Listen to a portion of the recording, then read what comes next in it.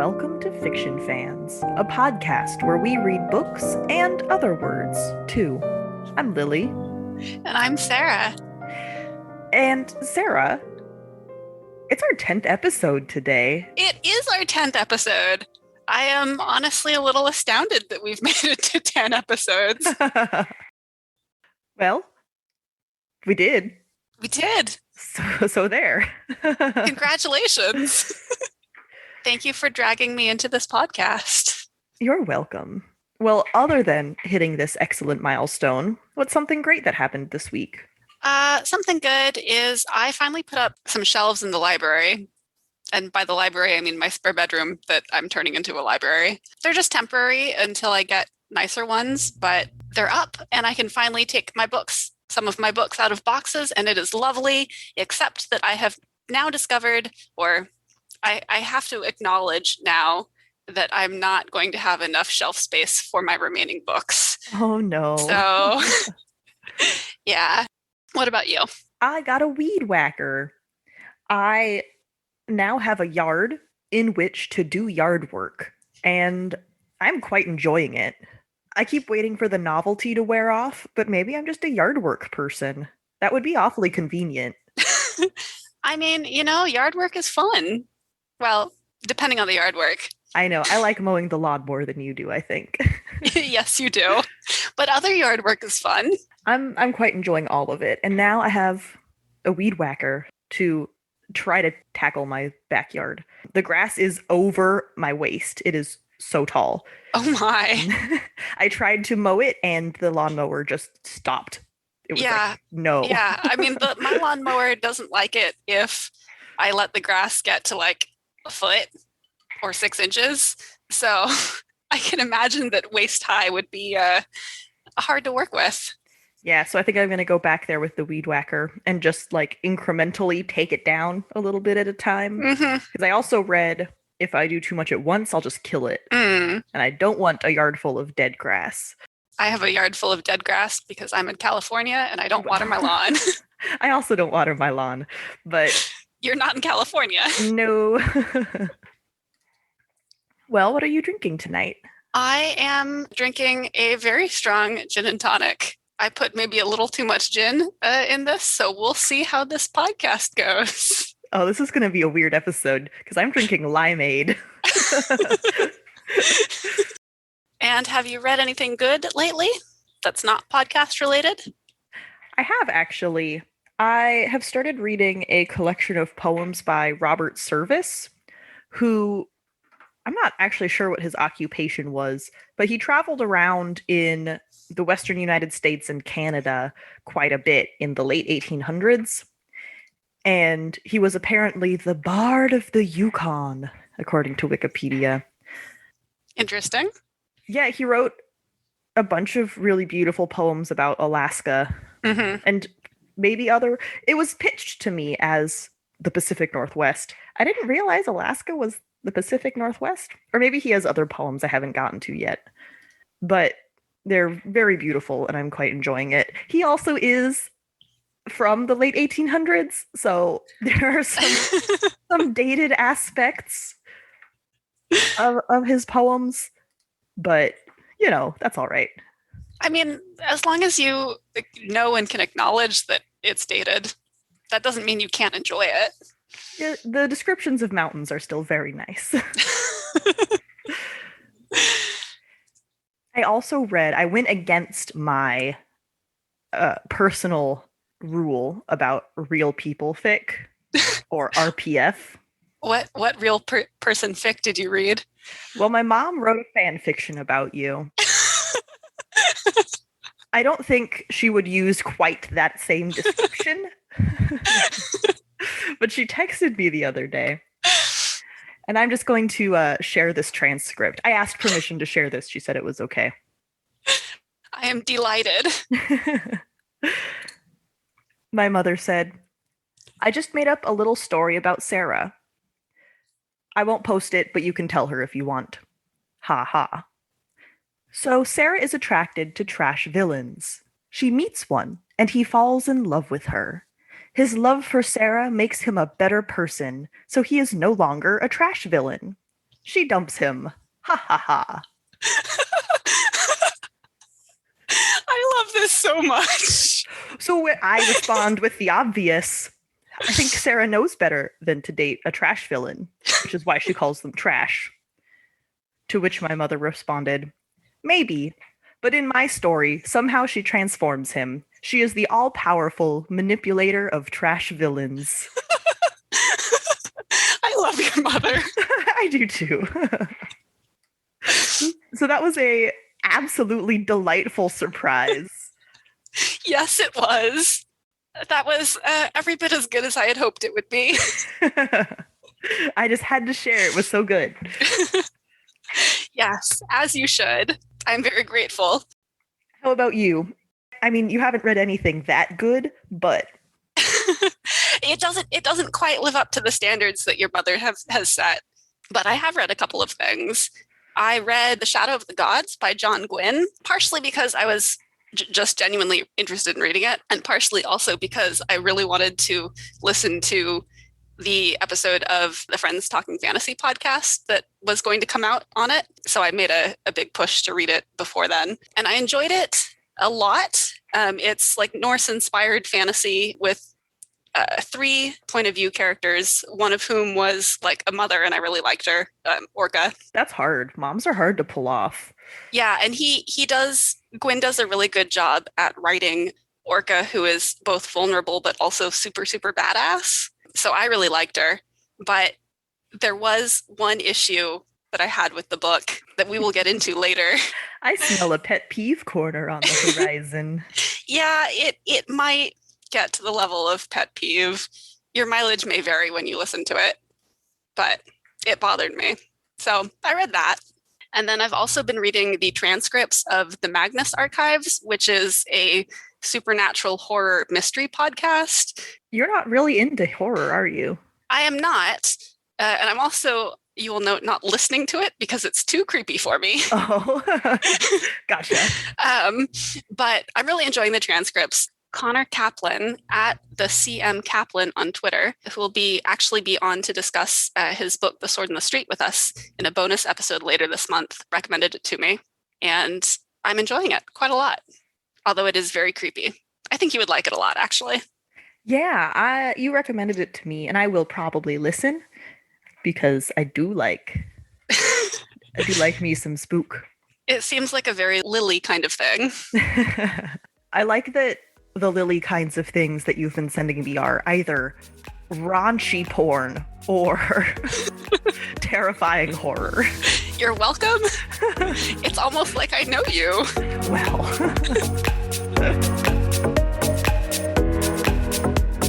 Now, Sarah, I'm under the impression that despite my best efforts, you still have time to read The Wheel of Time. I am going much slower because you have done a really A+ job in taking up my time with other books. You've suggested half of them. I have. I mean, it's my fault too, but I would rather blame you. Yes. But I did read about 400 pages in book 12 of The Wheel of Time, The Gathering Storm. And granted, these notes that I made for this episode were from about 2 weeks ago, and I haven't really read anything since. So, yeah, I don't know how intelligibly I'll be able to speak on what I have here, or how in depth, because I've read 3 books in between. But I'm enjoying book 12. This is the first book that Brandon Sanderson has written, and it did take me a while to get into it because he has a very different writing style from Robert Jordan. But it's nice because some of the characters are finally showing character growth.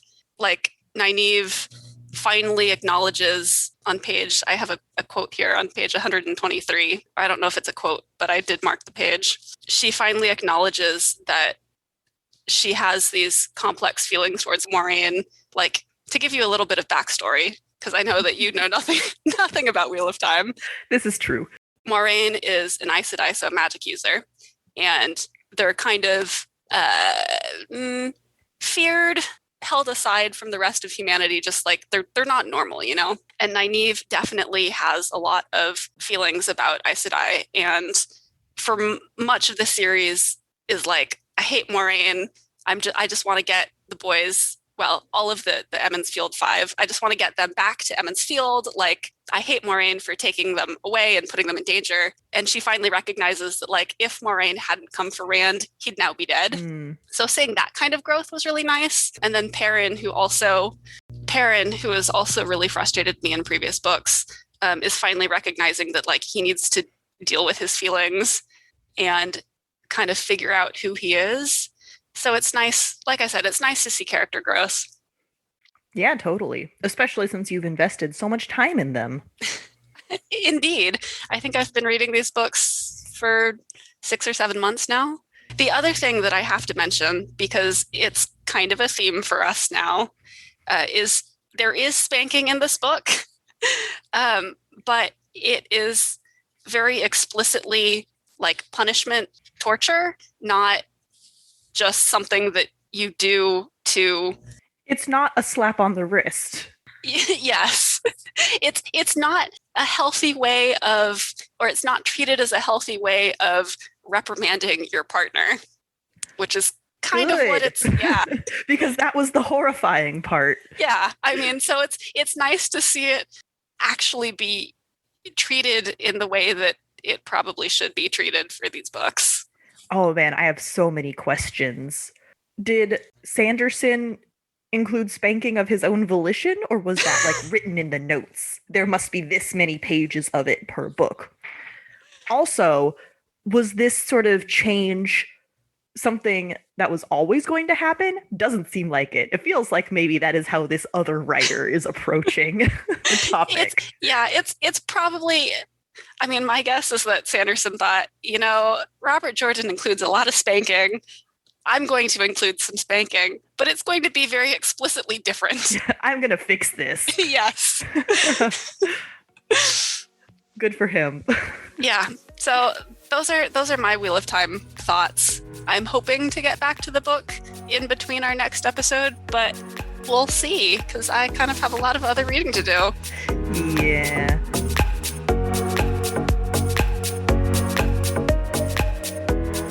So one of the books that we read for this episode was Winter's Orbit, which I forget how I found it. I'm the one who added it to the calendar, and I forget how I heard about it. All I know is you sent me the summary, and I said I needed it in my life. Yes, and I think it came out pretty recently. I think it was published in February of this year, and it is I think it's billed as like space opera, but basically it's a romance book with sci-fi trappings. Ooh, and what delicious romance it is. It was very good. Like, we're going to get into it a little bit more after the spoilers, but all of the relationships, romantic or even antagonistic, just all of them are so very well done. Yeah, the character relationships were definitely a strength of this book. I do have one quibble, and this is probably just a me thing, but I would definitely call this space fantasy, not science fiction. I mean, and that's not a definition anyone else uses, but I think that's a you thing. Like I said, I would call it romance that has a sci-fi setting, not sci-fi. But also, I don't think that's a terminology that anyone else uses. It is a distinction that only I care about. Yes. But I do think there's a difference between science fiction and space fantasy. It's not really hard sci-fi. The hard and soft sci-fi, it does not jive with me. I don't know. I'm weird about sci-fi. Okay, anyway. Anyway, yeah, moving on. We had also talked in the episode on A Master of Djinn about how we try not to judge, like we don't believe in judging books by their first lines, but sometimes a book just has a really good first line. And I thought that Winter's Orbit had a really good first line. Well, someone has to marry the man, the Emperor said. Talk about starting you right in the middle of a conflict. Right? Like, you want to find out what's going on next just based on that line. And everything, I would say almost every sentence in this book feels like it does 2 or 3 things at the same time. It's not only describing the action, but it's also working in setting details or giving you a little hint that maybe there's something else going on here. They all did very heavy lifting. All the sentences. Yeah, there's a lot of really excellent world building that's just sort of woven into the text that I love, like descriptions of alien bears that are scaly and not furry, and alien birds. It was just all really cool. On the second page, describing the gifts, official gifts that the Emperor has gotten, one of the things is a bowl of significant mosses, which is just delightful. I want a bowl of significant mosses. Yes, indeed. I do too. Something else that you get in the very beginning is actually the second line is that you learn that terms like emperor, titles like emperor are not gendered, which is something that I really liked. There's also princes who are female. That really gave me Enchanted Forest flashbacks. You remember that series? How could I forget that series? So good. I love it. That's one of those books that just imprinted on me. Anyway, in that series, the King of Dragons is a female dragon, and when questioned, insists that king is a role, not a gender. Or it's a job, something like that. Something like that, yeah. So that, I mean, love that series, love that concept, love seeing it handled in a more in-depth way than the Enchanted Forest did. I mean, but it's never really remarked upon in Winter's Orbit in the same way that it's not remarked upon in the Enchanted Forest. I don't remember her name, but the princess does argue that you must be a queen. And the dragon's like, nah. Yeah, so I think that Cimarine, I believe, although I could be mispronouncing her name. So I think that means that it's dealt with more in the Enchanted Forest than it is here, because it's never actually commented on. It's more directly dealt with, but this book has it much more there's more of it embedded in the novel. Yeah. Because we are dealing with all of these different politicians at different levels, so we're seeing emperors and princes and generals, and I'm not sure that general is necessarily a gendered term nowadays either, but no, it's not. But so it's also not in Winter's Orbit. But to your point, yes, we do see a lot more levels of it throughout the book, which is nice. And one of the really fun things is that in this world, characters display their pronoun preferences by specific materials that they wear.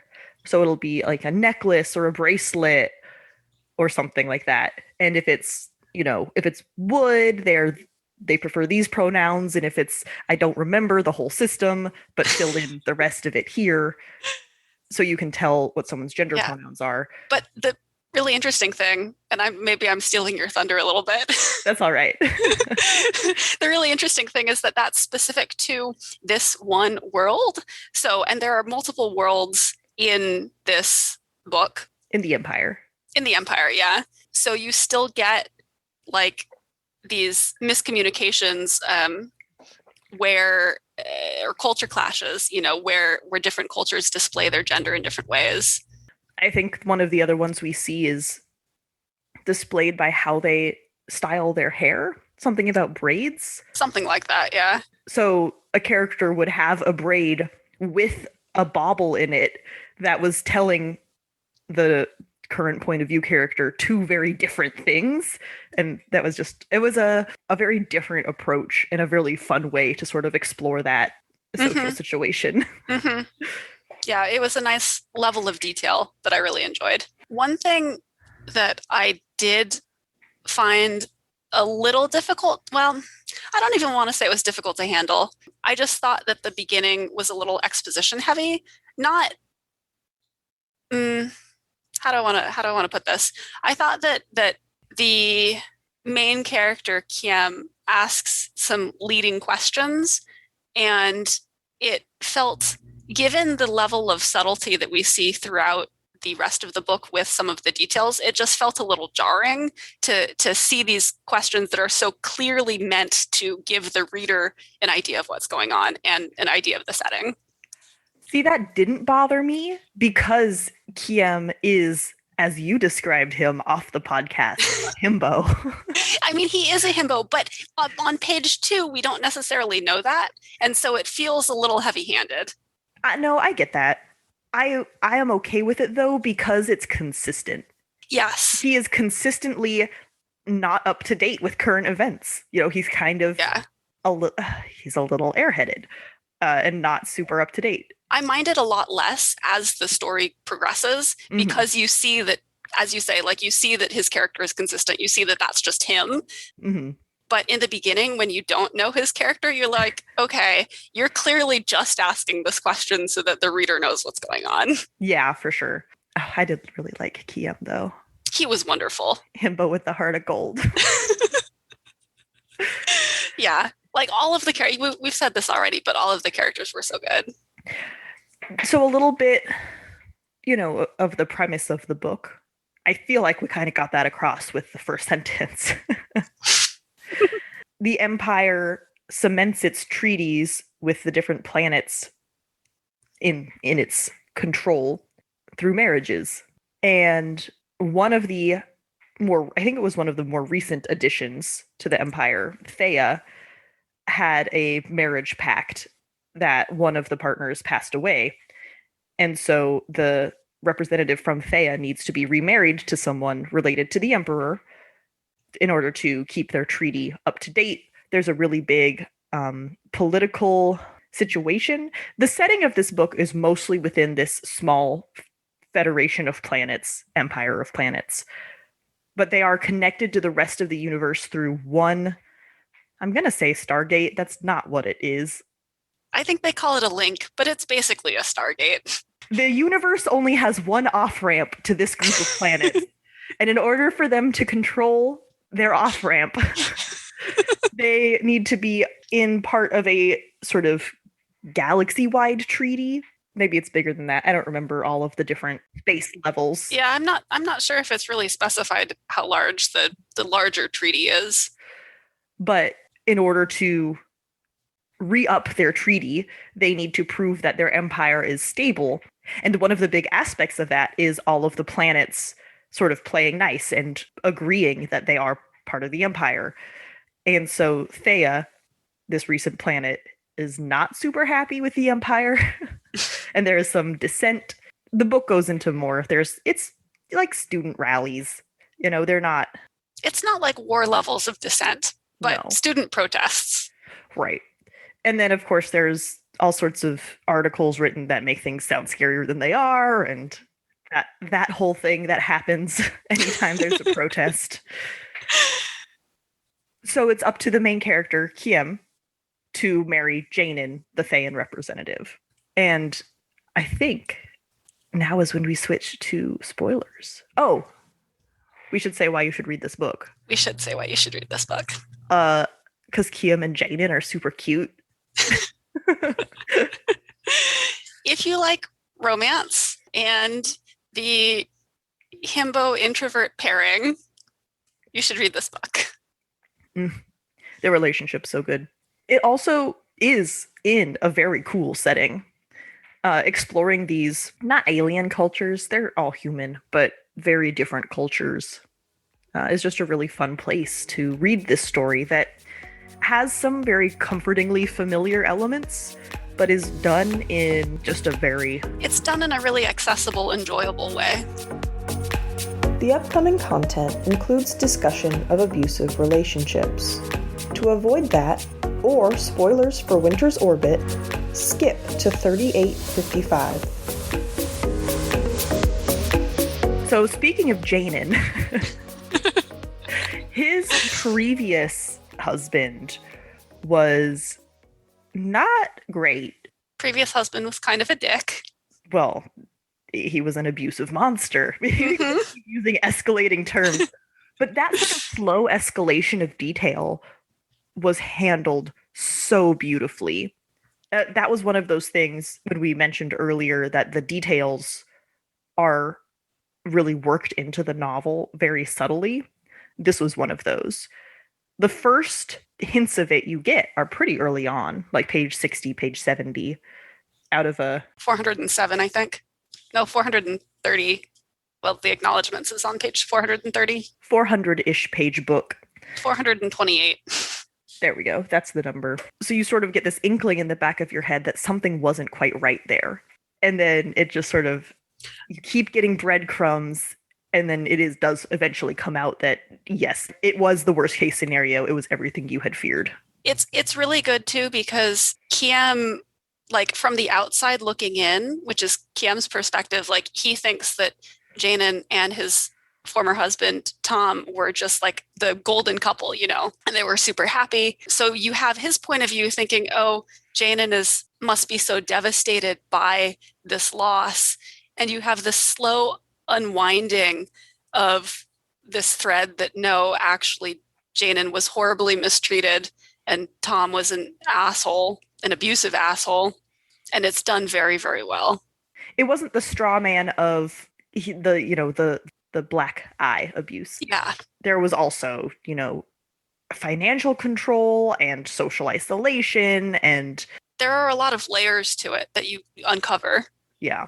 So it feels dimensional. Yeah, it feels very dimensional. I think that's a great way to put it. Switching a little bit to Kiem, one of the things that I really liked about his character was just his focus on consent, which I know that sounds kind of like an oxymoron given that he's being thrust into this, like, told that he's marrying Janen, and Janen doesn't really have a choice either. But he is very concerned at all stages throughout the book. He's really concerned with making sure that Janen is consenting to having a relationship with him and that he's not, like, coercing him in any sort of way. And I really appreciated seeing that so, like, blatantly said, because I feel like a lot of times consent is just kind of hand waved. So that felt refreshing to me. Absolutely. And he even takes it to the next level of Janen is saying yes, but is clearly not into it at one point early on in the story. I think it's their wedding night, maybe. Yeah, I think it's their wedding night. And Kiem is just like, well, no, you're clearly not having fun. Why would I keep going? Which also leads to a lot of misunderstanding because Janen and Kiem have two very different communication methods and two very different personalities. So when they start to realize that they like each other, they're talking at cross purposes. Oh, that is one of my favorite types of tension in a relationship, where two characters like each other but assume the other one doesn't. And so they just misinterpret everything. It's really fun. Yeah, I really like it because it's not just like ham-fisted miscommunication, though. It feels really natural to these characters and who they are as people to be feeling the way they do and miscommunicating the way they do. Oh, it cannot be said enough how well done the relationships are in this novel. They really, like the rest of the novel is good. The plot is good. The world building is good. But it's the relationships, for me, the relationships between characters that make this novel worth reading and rereading. I think it just overshadows everything else because it's so good. Possibly. It's not that the other things aren't good. It is just so incredible. And we've been focusing a lot on the romantic relationship between Kiem and Janen because that is, we would argue, the main plot of the book. It's a romance novel. There are other trappings, but it's basically the point is the relationship. But the other interpersonal relationships are also done very well. One of the other characters is Belle, who is Kiem's personal assistant, and her sort of professional relationship with Kiem and then Janen, and how that grows into more of a friendship throughout the book is can't describe it. You just got to read the book. I love Belle, and I also love how we get to see more of her character and how she kind of grows in importance and capability from just the PA. By the end of the book, you find out a lot more about her backstory. Not enough about her backstory. Like, I want a book just about Belle because she's wonderful, but you do learn a lot more about her. And then you also have one of the characters who ends up being one of the antagonists in the book. I wrote literally in my notes, I like Aaron, page 116 to 117. And then about 100 pages later, I bet he's going to turn out evil. And then another 100 pages later, just yup. Literally my notes. But that's because Maxwell was dropping these character cues that we as readers are able to pick up and have that growing realization inside of, oh, something's not quite right here. Like the fact that not only are we able to pick up on it before the grand reveal, but it's also a switch from our original feelings towards him. Our relationships with the characters also grow and change in a very, very fun way. Yeah, that's very true. One of the other things that was sort of the slow escalation of detail throughout the novel was the Tau field, which is some kind of mind manipulation war crime device. Basically. It's first mentioned offhand as an archaic thing that shows up in old movies. Yeah, and like it's a relic that they're handing over to the larger... The Auditor. Yeah, the Auditor, as part of their treaty with this larger galactic federation. But then slowly over time, it keeps coming back up. And one of my notes was Chekhov's Tau field.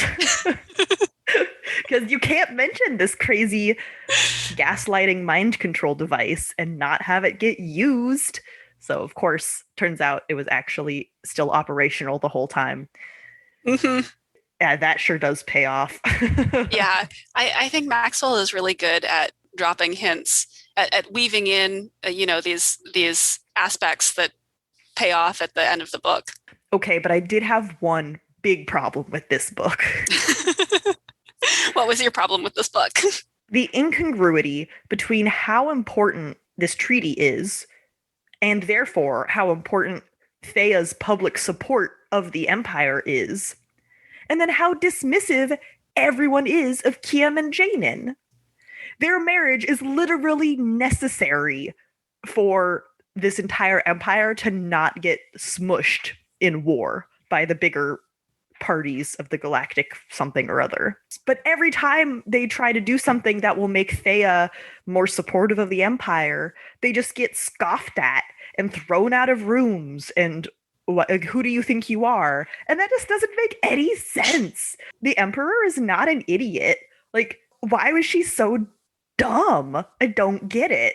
Yeah, I feel like probably someone should have noticed that. For example, Janin hasn't talked to his family in 2 years. Like, that's not great for a diplomat. Like, what's up with that? Yeah. Or, hey, if the news articles are really sensational and say everything's terrible, then the Auditor might think that Thea is not in support of the treaty and we won't get ratified. Maybe we should do something to make Thea like us more. No, that doesn't come up at all. It did feel a little bit like this was a plot convenience. I legitimately thought the Emperor was one of the bad guys. So yeah. This is the spoiler section, so I can say there is a plot to get Thea to disprove of the treaty so that the Empire can conquer them with war and then use all of these ancient relics to go to war with the rest of the galaxy. You know, that your basic warmongering nonsense. I truly thought that the Emperor was on board with that because why else would she make such terrible decisions? Yeah. Clearly she's sabotaging it, right? There's no other explanation. No. So that was a little disappointing, just given how well done the rest of it is.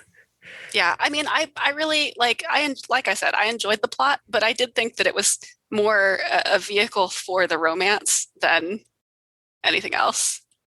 Like the heist with Belle at the end to save Janin was great.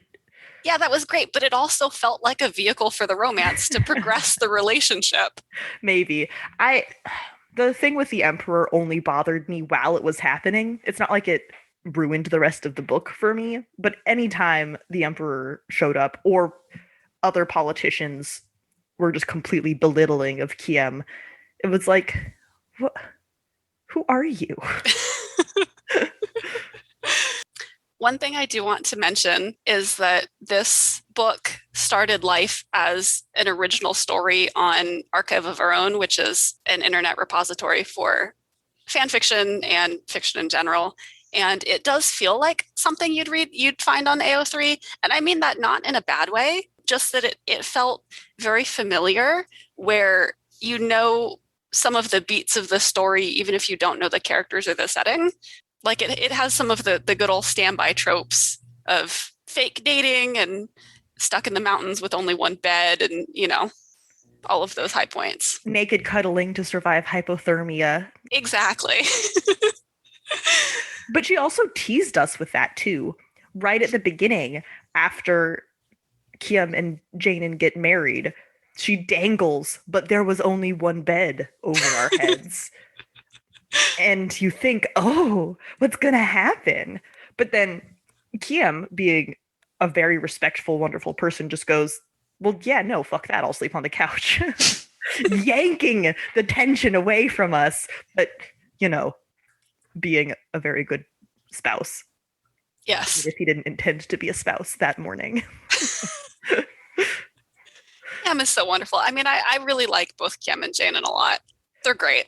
Well, and their relationship just is so, it gives you the warm and fuzzies. It was fun to read. It was a lot of fun to read. As characters, they have really complementary strengths. And once they figure that out, and, Kiem can do, the social schmoozing and get them through hurdles just by being extremely friendly and manipulative in that way. And then, but not intentionally manipulative. He's just an extrovert. Well, I mean, he definitely uses it on purpose when they have to infiltrate the army, the military. Okay, that yes, that is manipulative. You're right. Or intentional. The intelligence agency. Yeah. But I think a lot of times he's just being an extrovert. Right. This is just his natural state of being, which is anathema to me as an introvert. But well, and Janen too, right? That's not his strength. It's like witchcraft to him. He's a brilliant engineer, and so once they sort of hit their stride as partners, not necessarily romantic, because they figure this out from a practical perspective first, it just feels really good. You're like, yes, they're doing it. And then also sort of along that line, a lot of Kiem's character growth and conflict in this story is external, whereas Janen's story and character growth is almost entirely internal, which I feel like sort of reflects their characters as a whole really, really nicely. Yeah. It's a very good book. It was a very good book. I'm glad we read it. I'm glad I suggested it. Me too. I wonder if she intends to have it be part of a series. I'm kind of torn. More stories in this world I would love, but I feel like Kiem and Janen's story has been told. I'm always worried with sequels, if it's about the same couple, that they're gonna have conflict for conflict's sake. Yeah. Like, for some contrived reason, they don't think the other one likes them again, even though that was the beginning of the last book. Congrats, you're going to read the same thing over again. Yeah. Yeah, I agree. I kind of would like it to stay as a standalone. Also, I hadn't read the quotes on the back of the book before, but this last one by Lena Rather, I don't know who that is. I don't know Sisters of a Vast Black either. But the slow burn, sad space boys in love romance of your dreams. Which, if that doesn't just sum up this book. Oh, that is perfectly this book. Absolutely. I didn't put this down, but speaking of quotes on the back of the book, there's a terrible one on the back of Sourcery. Oh? Think J.R.R. Tolkien with a sharper, more satiric edge. Oh. What? This has nothing in common with Lord of the Rings. At all. Is it because they're both British? I mean, I think it's because Tolkien was really the only, fantasy author that people knew back in the day. Douglas Adams, I think, is a much better comparison for Terry Pratchett. Douglas Adams is a much better comparison. Also, I think that's how we're starting this one. I have run out of goofy cinematic narrator voice jokes. I think it's getting old. I mean, it's also hard because we're doing this back to back with another Journey to the Center of the Discworld episode. Regardless, though, that is where we are once again. It is indeed. If anyone ever tries to compare Pratchett to Tolkien, just dismiss all of their opinions about everything. Line in the sand. Unless it's saying they're both British fantasy authors. Okay. They're similar in that respect. That's about it.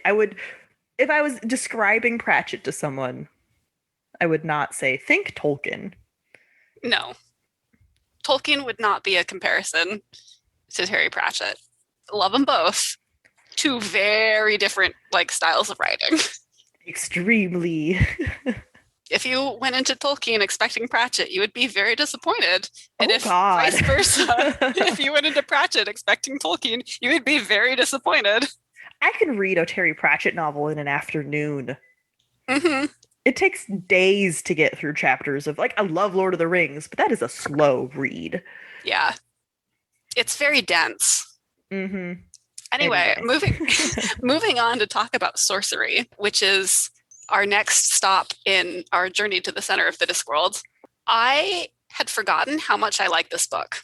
I think partially because I always conflate it with Equal Rights. I think they are the same book, and they are not the same book at all. But I really like this book. I'm looking up to see if we said people should start with it. We did not say that people should start with it, but I actually think that it is not a bad place to start. We did not give a Rincewind book that people should start with. I think if people want a wizard book, which I guess is similar, same as Rincewind, he is a wizard after all. I mean, he is basically the main wizard that all of the Wizard Discworld books follow. But yeah, I think if you're in the mood for a wizard story, a fun wizard story, this is actually a pretty decent place to start. And academia politics. Yes. Because the Wizard University always feels like it's making comments on stuffy, old school academic types. Yes, very definitely. It does have a lot in common with Equal Rights, too. I think the reason why I get the two confused is literally because Sourcery deals with the eighth son of an eighth son, and Equal Rights deals with an eighth daughter. And those two things are just similar enough that I think they're the same book. Well, small correction. Sourcery is the eighth son of an eighth son of an eighth son. Okay. Because wizards aren't supposed to have relations, as is danced around in earlier books, but pretty explicitly harped on in this one. I think Rincewind has never even seen pornography before. Pretty sheltered. But this book starts with a wizard. Mm-hmm. There was a man and he had 8 sons. But the 8th son... okay, yeah. I take it back. Sorry. Right. That's okay. Yeah. The 8th son of an 8th son is a wizard. Yeah, and the 8th son of that. Then the wizard had 8 sons, which is a big no-no, because then you get a sorcerer who fucks shit up. That's the book. Yeah. I mean, a sorcerer has more power in their pinky finger than a wizard does in his entire body, basically. And fucks shit up. Except also he's 10. Poor Coin is the name of the sorcerer. We don't actually see him very much. And when we do see him, he is being pretty much manipulated by his father's spirit in the wizard staff. Yeah, the book is less about Coin and more about how Coin affects the world. Yeah. I feel bad for him, though. He's just a kid. Yeah. I realized that I was nodding, but listeners can't see that. Anytime Sarah is quiet, assume she is visually agreeing with me. I don't know about that. Something that I think that Pratchett does very well in this book is his subtle references to pop culture. He has some references to Narnia and Aladdin, and they're really seamless. If you don't know that they're references, then you just take it as part of the narration. But if you recognize the reference, then obviously you're oh, I'm part of the in crowd. He just does it very well. One of those special few who have seen the movie Aladdin. Or read, the Chronicles of Narnia. I'm not saying that it's a small in crowd. It was just a funny phrase. Well, this book is not about death, but he shows up and is fantastic as always. Yes, he is. He's in the very first scene, and he's just really, really good. At one point, the wizard who begat the sorcerer, asks, "What is there in this world that makes living worthwhile?" And what does Death say, Sarah? Death thought about it. Cats, he said eventually. Cats are nice. How does Death just sum up my entire existence in one sentence? I really love how Death has such a thing for cats. Well, they're also one of the only animals that can see him, right? Cats and wizards. Yes. And witches. Cats and magical beings, or magic users. Ipsilor, this wizard, is also a pretty awful dude, and Pratchett gets that across very efficiently. Yeah. Death asks Ipsilor how he guided the steps of his other sons, because he has 7 other sons. And Ipsilor responds, "I drove them out. They dared to argue with me. They would not listen to what I could teach them, but this one will." And just with that one sentence, you know exactly what kind of person Ipsilor the Red is. And it sure ain't a nice one. It is not a nice one, no. But Pratchett conveys that. So his use of language is very streamlined. He does a lot in very little. Absolutely.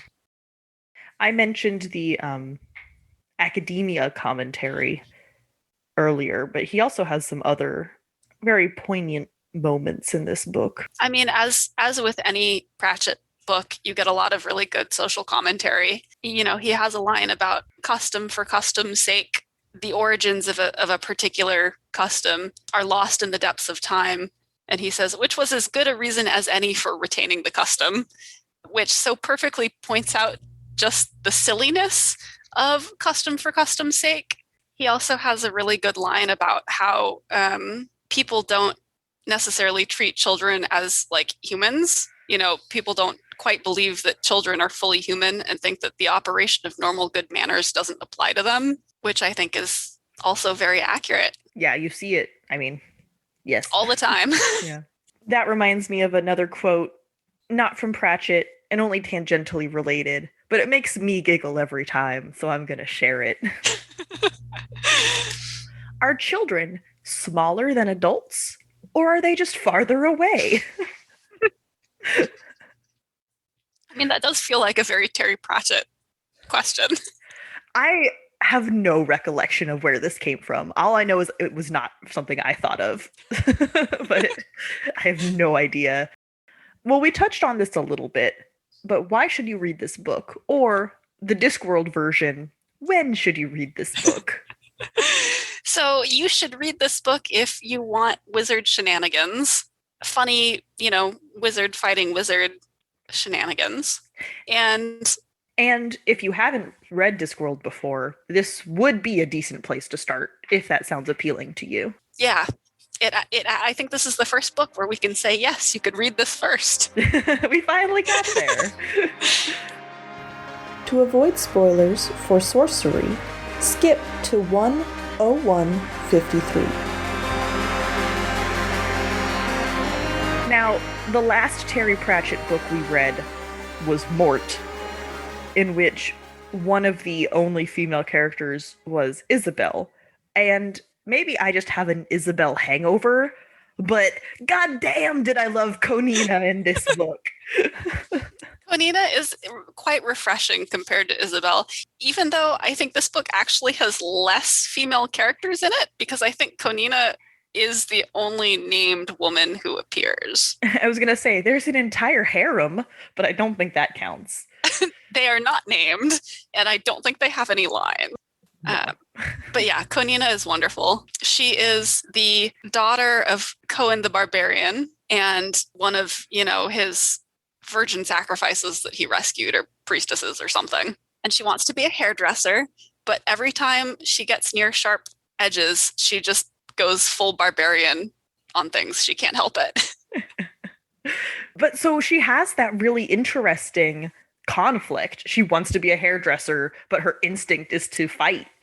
And so just right away from her first introduction, she's already more interesting than any of the other. Well, no, we love the witches. I take that back. And I mean, she is kind of a Mary Sue. She's stunningly gorgeous and the best fighter in the world and etc., etc. But I don't even care, man. I mean, I don't think that she's described as, I think it's just that Rincewind has the hots for her. And so, because we're seeing the Emperor falls does too, though. Yeah, but the Emperor falls for any woman who can tell him a story. Like the Emperor says wonderful things about the innkeeper in Ankh-Morpork, or the bartender at Ankh-Morpork. Like, I don't think the Emperor is judging based on conventional standards of beauty. Okay, fair enough. Maybe that went over my head then. She does also get a fun role reversal, though, or takes place in a fun damsel in distress role reversal, because there's also Nigel, who is a grocer's son, who decided he does want to be a barbarian. He is not particularly good at it, but the boy has spirit. He's sent away for a handbook, a 7-step guide to becoming a barbarian, and he's dutifully read through it and followed it. Ostensibly written by Cohen the Barbarian, but Rincewind says that he's not literate, so maybe not. So Nigel is constantly rushing in to try to save Konina, who is the one who ends up saving Nigel many times. Yeah, it is, as you say, a very nice role reversal. And it's nice to see, especially after Mort, it's nice to see a female character with so much agency. And just desires. Mm-hmm. Personality. She feels like a person. She does. She's great. Love him. And that sort of brings us into one of the things that I think this book revolves around, which is the concept of identity. Mm-hmm. We have Rincewind, who is a wizard, even if he never does magic. Konina is a hairdresser. Nigel is a barbarian. And the king they meet at some point is a poet. And, of course, Coin is a kid. He's sort of forced to be a sorcerer. And it's just this recurring concept of you create your own identity. Other people don't get to do that for you. There's a really good quote at the end of the book where Rincewind is talking to Coin basically about that very concept. And he says, Rincewind says, "It's vital to remember who you really are. It's very important. It isn't a good idea to rely on other people or things to do it for you, you see. They always get it wrong." They always do. Yeah. It would not be Discworld without some of our favorite recurring characters. We already mentioned Death, because his stuff wasn't really a spoiler. Although the rest of the Riders of the Apocalypse showed up in this book, which we haven't seen them since The Color of Magic, I think. Or / The Light Fantastic. They're the same book. And once again, they just drink and don't go anywhere the whole time. I love how just kind of bumblingly incompetent they end up being, not because they're actually bad at their jobs, but just because they don't want to go and do their job. I don't blame them. Yeah, I know. I wouldn't want to bring about the end of the world either. But we also see the librarian, who is the librarian of the Unseen University, who very early on gets turned into an orangutan. And I remember it's page 8 of The Light Fantastic, because I got that wrong. That's going to be burned into your head forever, isn't it? It is going to be burned into my head forever. But he has a great role in this book because he's protecting the library from the sorcerer. We actually get to see him doing things and not just be a set dressing. Yeah, we see a lot of him very proactively caring for the books, and we get even though he only says ook, we do get a much better sense of his character and personality. We also see a reappearance of the luggage. Yes. I feel really bad for the luggage. The luggage goes through kind of a lot, because the luggage is really, in many respects, a reflection of Rincewind and Rincewind's feelings. And so Rincewind has a crush on Konina. Therefore, the luggage has a crush on Konina. And Konina very brutally, I don't want to say turns it down, because that implies some sort of like chance between the two. But well, she treats it like furniture. Luggage. Yeah. Yeah. And so you see, it's hard to show, and I don't want to call it inanimate because it moves, but it's hard to show. It doesn't have a face. It doesn't have it has a mouth. That's true. I mean, It's hard to show what is basically a piece of luggage, like the emotions of it, but Pratchett really shows the emotions of the luggage. And it needs a hug. That's its emotion. It needs a hug. And then we have a brief visit with Vetinari, the patrician of Ankh-Morpork. I always forget that, like, he gets named so early on in the series, because the Vetinari that we see in Sourcery is not really as cool as he is in later books. Well, he doesn't get to do very much.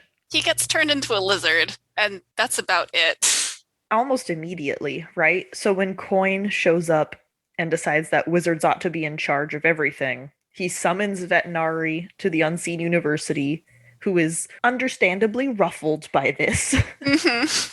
And when Vetinari questions him, Coin just turns him into a lizard, and then he's just a lizard hanging out with the librarian for the rest of the book. It's not even Coin who turns him into a lizard. It's one of the other wizards, like one of the other high-up wizards. Okay, that's right. Because Coin's presence supercharges everyone's magic. Yeah. But he doesn't actually do everything himself. He just gives the wizards airs above their station. Yeah. So I think within the first 4 pages of Vetinari being introduced, he's been turned into a lizard. And you can't blame him for not accomplishing very much. No, you can't. But I have a real soft spot in my heart for Vetinari, mostly because he shows up as a young assassin in training in Night Watch. And on the basis of those 3 scenes, I had a huge crush on him. Speaking of Ipsilor, the wizard who begat the sorcerer, and is an all-around terrible father, as we could tell from his dialogue at the beginning that you mentioned. Unlikely to win any Father of the Year awards. Certainly not one given out by us. Nope. That's also ultimately his downfall. Because he's so cruel to Coin, once Rincewind... I think Rincewind is the first person who's actually sweet to Coin. Coin says something along those lines, yeah. Not for no reason, because he's trying to save the world, but not for selfish reasons. Because the wizards are all nice to him, but they're just trying to control him. Yeah, they're not really nice so much as self-serving. Right. But it's hard to say that Rincewind is not also being self-serving because he just wants to survive. But that's clearly different, right? His motives are clearly different. Yeah. It's not personal gain. Yeah. And so all it takes is someone being nice for Coin to realize that he doesn't want to listen to his father possessing this staff, doing all of these terrible things. Because trying to rule through fear is just something doesn't work out something. I mean, Coin's initial hesitation Coin's initial thought about Rincewind is not that he's been nice to him. That comes later. It's that he looks harmless like an angry rabbit. And so Coin is like, well, why do I have to do everything you tell me? I don't want to hurt this person. It's not going to help anything. Yeah, what's the point? He's not a threat. Yeah. And then later he says that Rincewind has been, has really been the first person to be nice to him. Can I just read a book that is Rincewind and his adopted son Coin getting into hijinks with the luggage? I mean, there's probably fan fiction out there. As much as I love fan fiction, I do not always trust it. It's not impossible, but it's hard to find Terry Pratchett level of talent in fan fiction. There you go. It's out there. You just have to sift through things too. Very true. But I guess you could say that about published work too. I mean, yeah, not all published books are at the level of Terry Pratchett either. Yeah. Or original work. Okay, there was one thing about this book that bugged me much, much more than it bugged you. Yeah, I will let you explain what it was, but I'll say in advance that it didn't really bother me. Throughout the book, Rincewind will occasionally have a full-blown conversation with his conscience. And it was just... it did nothing for me. I guess it was trying to explain why, even though he professes to want to avoid danger, ends up running back into danger to help people. But that's not necessary to have an entire 2-page long conversation of him with himself. It wasn't that funny. It didn't really serve any purpose. It was just kind of ugh. I didn't mind it. I mean, I felt like it did expand upon his motivations for going back into danger and staying with Konina and, all of that. I didn't mind it. I can see why you would find it frustrating, but for me personally, it was fine. It was just unnecessary. Yes, okay, his motivation did need to be explained because that does go directly against what he usually tries to do. Anytime he's altruistic or brave in any way needs to be justified. But he couldn't have he being Pratchett, couldn't have come up with a better way to show that to us? I don't know. I think that Pratchett is experimenting to find out what works. This is still only book 5. That's true. He's trying it out. Does this work? Maybe he decides that it doesn't and he doesn't do it. I actually can't remember how often this particular style appears in later books, but yeah, I have no memory of it. If it appears at all.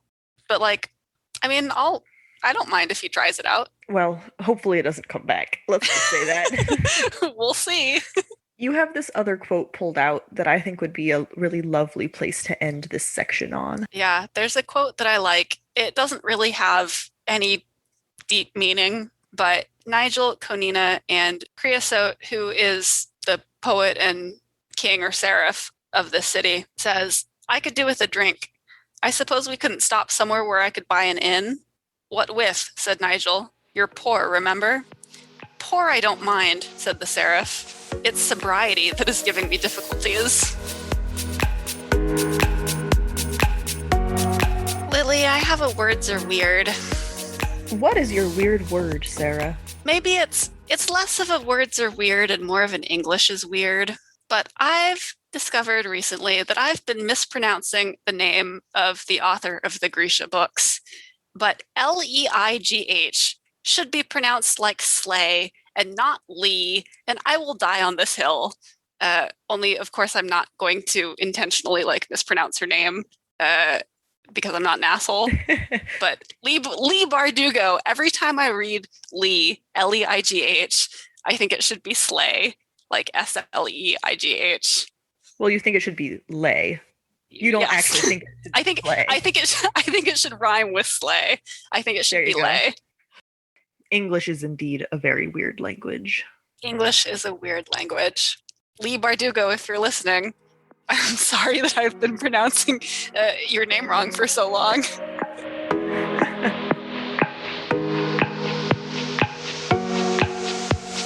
Now, Sarah, you teased us at the beginning with a pet peeve you may have to submit to the Pet Peeve Corner. As I mentioned when I brought up reading Shadow of the Gods, I really liked it. I thought it was a fantastic book. I loved the characters. The world building was great. But part of that included the use of the word thought cage to refer to brain.